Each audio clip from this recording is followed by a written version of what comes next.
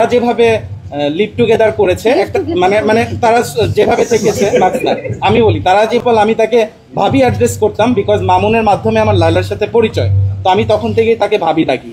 And আমি তাদের ব্যক্তিগত জীবনে যে জিনিসগুলো দেখেছি ওদের চলাকালীন, তারা যেভাবে লিভ টুগেদার করেছে একটা মানে তারা যেভাবে থেকেছে আমি বলি তারা যেভাবে এক বাসায় থেকেছে আমি তো নিজে দেখেছি অ্যান্ড আমি ওই বাসায় ছিলাম।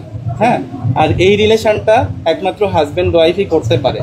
মামুনের মতো পাবলিক যেভাবে এসে বলুক না কেন যে লায়লা তাকে জোর করে আটকে রেখেছে, লায়লা তাকে বিভিন্নভাবে টাকার প্রলোভন দেখিয়েছে, এগুলো সম্পূর্ণ fake news and public sympathy নেওয়ার জন্য।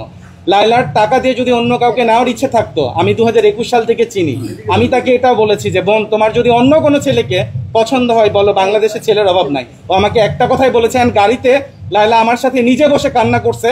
ওই চোখের পানি যদি আপনারা দেখতেন তাইলে আপনারা বুঝতেন যে লায়লা মামুনকে কতটুকু লাভ করে। সে পৃথিবীর কিছু চায়নি, সে মামুনকে চেয়েছিল। আর এই ইস্যুটাকে কাজে লাগিয়ে মামুন লায়লাকে বিভিন্নভাবে প্রতারণার ফাঁদে ফেলে ও ওর স্বার্থ সিদ্ধি লাভ করেছে। অ্যান্ড এই জিনিসগুলো যখন লায়লা বারবার ক্যাচ করতে পেরেছে তখনই লায়লাকে সে বিভিন্নভাবে প্রোটেস্টমূলক কথা বলেছে, লায়লাকে সে ডমিনেট করেছে, লায়লাকে সে অপমান করেছে, লায়লার বিরুদ্ধে বিভিন্ন রকম এলিগেশন তুলেছে, যে এলিগেশন সম্পূর্ণ ভিত্তিহীন। কারণ আমি পার্সোনালি তাকে যতটুকু চিনি, লায়লা এই ধরনের মেয়ে না যে টাকা দিয়ে কাউকে টার্গেট করবে।